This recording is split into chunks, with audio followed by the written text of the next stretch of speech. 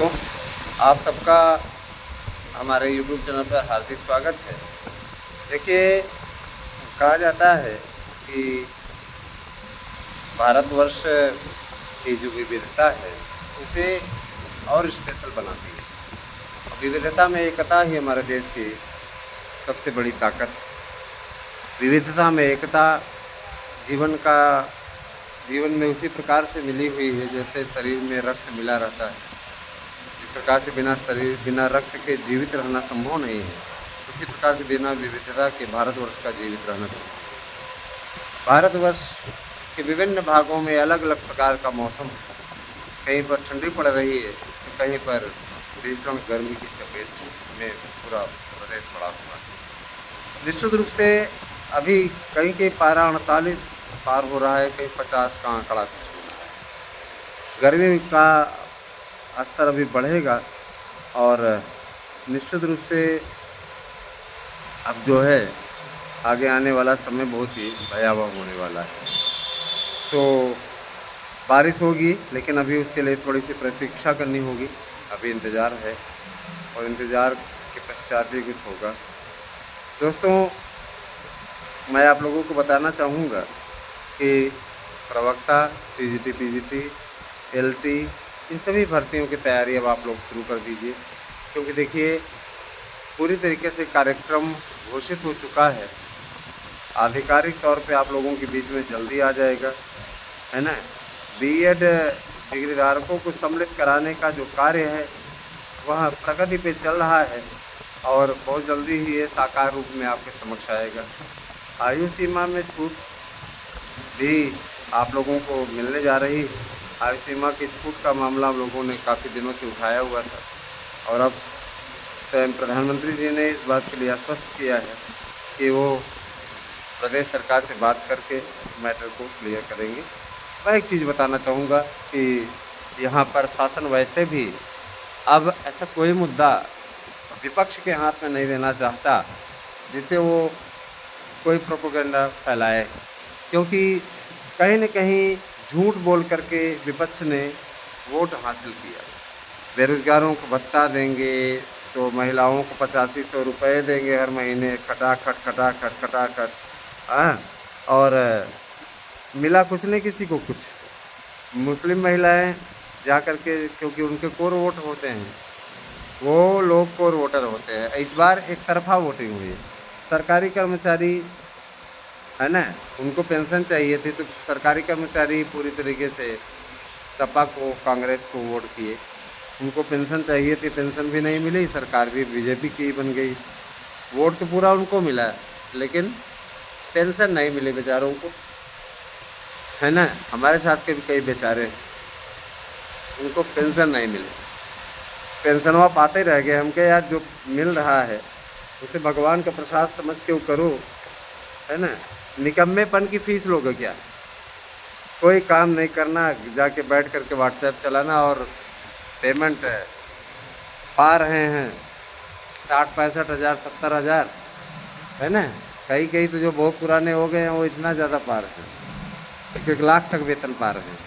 इसके बाद भी पेट नहीं भर रहा है, अभी भी उनको और कर्म करने के लिए कह दो तो पढ़ाने में मिर्गी आती है, पढ़ाना नहीं चाहते। मैं ये कहता हूँ कि 99% वर्तमान समय में निकम्मे सरकारी कर्मचारी हो गए हैं। इनको किसी भी प्रकार से, भले सरकारी कर्मचारी के इदारे में हूँ, सरकारी कर्मचारी हूँ, लेकिन मैं स्पष्टता कह देना चाहता हूँ कि पेंशन, पुरानी पेंशन नहीं बहाल होनी चाहिए। सरकार का अनर्गल का धन खर्च होता है ना। फिर आप 60 साल तक जियोगे, इसकी क्या गारंटी? अब तो गवर्नमेंट को, मेरे विचार से गवर्नमेंट ने जो ये नीति बनाई है हम उसका भी सपोर्ट करते हैं। अगर गवर्नमेंट ने ये कर दिया कि 50 साल पे रिटायर, 18 साल से फार्म भरना शुरू करो, 12वीं पास के बाद में उसी के साथ में आपको डिग्री मिल जाए, फॉर्म भर सको, तो ये बहुत अच्छी पहल होगी, ये बेहतरीन होगी। और आने वाले समय में होने वाला है। कहीं योग्यता 12वीं पास ही है। अपने आप में आश्चर्य, यूपी में क्यों स्नातक रख दिया गया है। नई शिक्षा नीति में इस प्रकार की बातें बदलेगी। और देखिए, निजीकरण होना चाहिए। सरकारी विद्यालयों का भी निजीकरण होने जा रहा है। ये बहुत ही अच्छी बात है, क्योंकि देखिए प्राइवेट संस्थान में पढ़ाने वाले जितने भी हैं बेचारे मेहनत करते हैं, लगे रहते हैं, लेकिन यहाँ सरकारी वाले पढ़ाते नहीं। हमारे साथ में कई ऐसे आते हैं जो सिर्फ पूरा दिन किसी प्रकार से टाइम पास करते हैं और उसके बाद में 1-2 पीरियड पहले ही चले जाते हैं, है ना। उनके लिए नियम धता है, नियम का कोई अनुपालन नहीं, कोई नियम का नहीं। मनमाना तरीके से अपने हिसाब से वो अपनी बातों को करते हैं। दोस्तों, आप लोग पीजीटी के नोट्स बुक करके हमारे यहाँ से शानदार सफलता अर्जित कर सकते हैं। मैं आपको अवगत कराना अपना कर्तव्य समझता हूँ। देखिए हमारे यूट्यूब चैनल्स, जो हंसी की पाठशाला यूट्यूब चैनल था उसको मैंने कॉमेडी की पाठशाला कर दिया है। उसका नाम कॉमेडी की पाठशाला पे सर्चिंग में जल्दी से आ जाएगा, जबकि हंसी की पाठशाला में ऐसा नहीं हो पा रहा था। हंसी की पाठशाला में कुछ और ही चीज़ें आ रही थी, और ही बेवकूफ़ लोगों की शक्ल आ रही थी, तो हमने उसको कॉमेडी की पाठशाला कर दिया है। अब आप लोग कॉमेडी की पाठशाला चैनल को सब्सक्राइब कीजिएगा। सुबी शॉर्ट्स मेरी फ्रेंड हैं सुबी, उनके चैनल को आप सब्सक्राइब कीजिए, सुबी शॉर्ट्स के नाम से है। और मैं आपको बताना चाहूँगा कि ASM न्यूज़ आराध्या चैनल को भी आप लोग सब्सक्राइब कीजिए। चैनल में आप लोगों को, है ना, ये यूट्यूब चैनल आप लोगों की आकांक्षाओं पे सबसे पहले खरा उतरा है। सबसे पहले हमने इसी यूट्यूब चैनल को बनाया था, मार्गदर्शन अकादमी नाम से। दोस्तों देखिए, शिक्षक भर्ती के लिए जो भी बंधुवर हमारी तैयारी कर रहे हैं या सिपाही भर्ती के लिए तैयारी कर रहे हैं, आपको आज तक सफलता नहीं मिली, आप हमारे नोट्स लीजिए, उसे पढ़िए, आपको 100% सफलता देने की गारंटी हम देते हैं। और नोट्स लेने के लिए आपको साधारण से काम करना है। 8115998001 यह हमारा व्हाट्सएप नंबर है, और आप इस व्हाट्सएप नंबर पर अपना एड्रेस पिन कोड सहित प्रेषित कीजिए। फीस इसी नंबर पर पेमेंट कीजिए, गूगल पे नंबर है। उसके पश्चात फिर हमारे पास में बताइए कि आपको कौन से विषय का नोट्स चाहिए, आपको नोट्स 3 दिन के अंदर मिल जाएगा। दोस्तों, शिक्षकों की भर्ती अब जो है सही तरीके से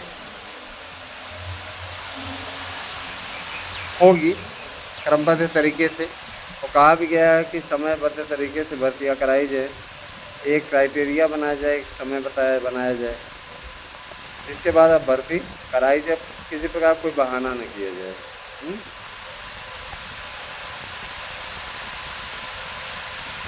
दोस्तों, TGT PGT प्रवक्ता में और LT ग्रेड, इन सभी भर्तियों में काफ़ी आप लोगों का इंतज़ार कराया है, और अब जो है सब सारे मामले सॉल्व होने की ओर अग्रसर हैं। देखिए, जो भी चीज़ें हैं और मैं आपको बताना चाहूँगा, पहले देखिएगा। शिक्षा सेवा चयन आयोग को जल्द मिलेंगे अस्थाई अध्यक्ष। मैं इस न्यूज़ को पढ़ देता हूँ, है ना, ध्यान दीजिएगा। उत्तर प्रदेश शिक्षा सेवा चयन आयोग को जल्द अस्थाई अध्यक्ष और अस्थाई सचिव मिलेंगे। लोकसभा चुनाव की आचार संहिता लागू होने के कारण पदों पर अस्थाई नियुक्तियाँ अटकी हुई थी। आचार संहिता समाप्त हो चुकी है, ऐसे में शासन स्तर से इसी माह अस्थाई अध्यक्ष और अस्थाई सचिव की नियुक्ति किए जाने की पूरी स्थिति है। उत्तर प्रदेश माध्यमिक शिक्षा सेवा चयन बोर्ड और उत्तर प्रदेश उच्चतर शिक्षा सेवा चयन आयोग और परीक्षा नियामक प्राधिकारी को एक में ही समाहित किए जाने की प्रक्रिया पूरी की जा चुकी है। नए आयोग के गठन के बाद सभी 12 सदस्यों की नियुक्तियां भी हो चुकी हैं। सदस्यों की नियुक्तियां होने के बाद लोकसभा चुनाव की आचार संहिता लागू हो गई, जिसकी वजह से अस्थाई अध्यक्ष, अस्थाई सचिव और अस्थाई उप सचिवों की नियुक्तियाँ फंस गई। आचार संहिता समाप्त होने के बाद उच्च शिक्षा विभाग की ओर से 4 उप सचिवों की स्थायी नियुक्ति के लिए विज्ञापन जारी किया जा चुका है। आयोग को जुलाई के पहले सप्ताह तक 4 नए उप सचिव मिलने की उम्मीद है। वहीं आचार संहिता के दौरान शासन ने कार्यवाहक अध्यक्ष और सचिव की नियुक्ति कर दी थी। ताकि आयोग के कार्य में बाधा ना आए। भैया अब अध्यक्ष आने वाले, सचिव भी आने वाले, निश्चित रूप से अब आप लोगों को इस पर बेहतरीन रिजल्ट भी मिलने वाला है। तो बी पॉजिटिव दोस्तों, आप लोग अब तैयारी को अपने अंतिम रूप दे सकते हैं। अच्छा प्रयास करेंगे तो सफलता भी मिलेगी आपको, और लगातार प्रयास करेंगे तो आपको कोई पीछे नहीं छोड़ पाएगा, है ना। इसलिए आपसे अपील है कि आप ज़्यादा से ज़्यादा संख्या में चैनल से जुड़ें और ज़्यादा से ज़्यादा संख्या में लोगों को जोड़ने का कार्य करें। LT ग्रेड, प्रवक्ता, सभी भर्तियों की तैयारी आप लोग अच्छे तरीके से करें। आप लोगों को बरगलाने वाले, बेवकूफ़ बनाने वाले बहुत मिलेंगे, है ना। उनके चक्करों में मत पड़िए। 3000, 3500, 4000 रुपया आपसे ले रहे हैं, और यह वास्तव में अपने आप में आश्चर्यजनक है कि ऐसे लोग जा जा करके उनको पैसा भी दे रहे हैं, उनकी वाहवाही भी कर रहे हैं। आता नहीं उनके पढ़ाई से 1-2 प्रश्न भी है, लेकिन गजब गजब के लोग क्या करेंगे। तो सीधे कहते हैं भैया कि मेंटलिटी ये लोगों की, क्या कर सकते हैं। ठीक, सही कहा। RSS के जो संघ शाखा है उसने ठीक कहा कि भाजपा ने मौसमी नेताओं के लिए समर्पित नेताओं की बलि। मौसमी नेता हैं जो दल बदल हुए आते हैं।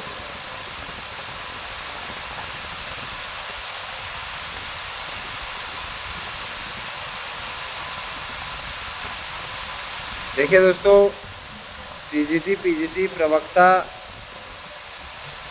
सभी भर्तियों के लिए ना निश्चित रूप से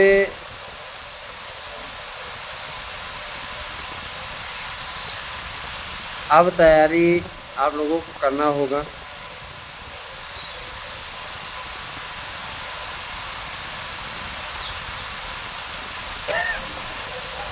क्योंकि माना जा रहा है कि इसकी परीक्षाएं जो हैं वो जुलाई माह में संपन्न हो जाएंगी।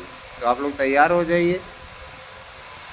अब आप लोगों को खुशखबरी मिलने वाली है ना। और दोस्तों, जो लोग अफवाह फैलाने का काम कर रहे हैं, हमारे चैनल के लिए भी कई ऐसे नीच किस्म के लोग जुटे हुए हैं जो चैनल का दुष्प्रचार करते रहते हैं रेगुलर। उनका यही काम है। उनका खाना तब तक नहीं पचता जब तक कि वो हमारे, है ना, जब तक वो हमारे चैनल की आलोचना न कर दें। उनको पता नहीं क्या मिलता है, मेंटलिटी है, मानसिकता है, ये यूँ कह लीजिए कि उनको ऐसे संस्कार ही मिले। मुझे उससे कोई फ़र्क नहीं पड़ता। मैं अपना काम करता हूँ, करूँगा ही, चाहे कोई कुछ भी कहता रहे। सीधा सा मतलब है मेरा। देखिए भैया, हमारा जो अपना कर्तव्य है वो करेंगे। और देखिए दोस्तों, आपका जो कर्तव्य है आप भी करिए, ठीक है। जूनियर एडिटर की भी भर्ती आने वाली, जो भर्ती अधूरी पड़ी हुई थी वो भी आ जाएगी, बिल्कुल न चिंता करें। और इसके अलावा शिक्षकों की भर्ती के लिए पूरा कार्यक्रम तय हो चुका है। बहुत जल्दी आप लोगों को जैसे नए अध्यक्ष मिलेंगे सारा कार्यक्रम आ जाएगा। आयु सीमा में आपको 3 वर्ष की छूट मिली। और इसके अलावा जितना आप लोगों को जो भी प्रॉब्लम थी, बीएड वालों के सम्मिलित होने की घड़ी अब आ गई और इंतज़ार आपका समाप्त हो गया है। बहुत जल्दी ही आप लोगों को ये सारे नोटिफिकेशन देखने को मिलेंगे। संघर्ष ही जीवन है दोस्तों, और इस संघर्ष को हमने बहुत जिया है। मैं आप सभी से गुजारिश करूंगा कि आप भी संघर्ष का लुत्फ़ उठाएं और नींबू पानी दही का सेवन करें, बढ़ेगी रोग प्रतिरोधक क्षमता। डॉक्टर का ये सुझाव है, नींबू दही पानी इन सब का यूज करें, बहुत फ़ायदेमंद होता है। कुछ लोग कहते हैं नींबू नहीं खाना चाहिए, पौरुष कम होता है। गजब गजब के लोग हैं। कुछ लोग कहते हैं महाभारत नहीं रखनी चाहिए किताब में, घर में महाभारत होती है, क्या मिल सकती है। दोस्तों 2027 में अखिलेश यादव अपना टारगेट रखे हैं सरकार बनाने का। टारगेट ही रखते रहते हैं, होता कुछ नहीं। 37 सीट के जनता को बेवकूफ़ बना के जीत लिए। ये अपने आप को सोच रहे हैं कि बहुत बड़े विजेता है। बहुत बड़े विजेता नहीं है, मूर्खों के चलते अयोध्या जैसी सीट हार गए, है ना। संघ का साथ लिया होता इन्होंने तो अयोध्या जैसी सीट पे इतनी बुरी हार का सामना न करना पड़ता, जो गढ़ है बीजेपी का। ठीक। और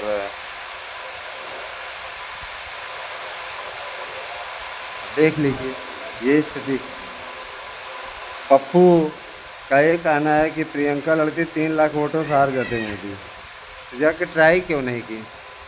प्रियंका लड़ जाती, जमानत जब्त करा के चली जाती। प्रियंका कौन जानता है बनारस।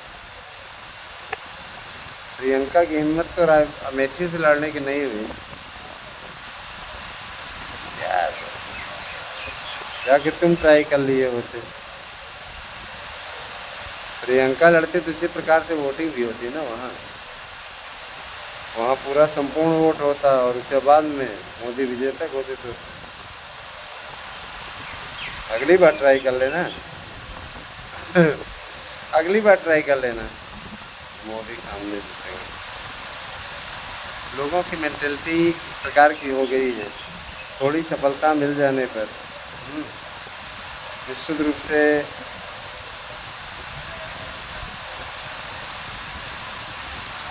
अब देखिए आयुष्मान योजना के दायरे में 70 पार के सभी बुजुर्गों को रखा जा रहा है। कोई वो नहीं रखने जा रहे कि मतलब क्या इनकम है क्या नहीं, सारे बुजुर्गों को रखने जा रहे हैं। ठीक। और ठीक है दोस्तों, बने रहे हमारे साथ में, जो भी स्थिति होगी आपको बताया जाएगा। धन्यवाद, आपसे जुड़।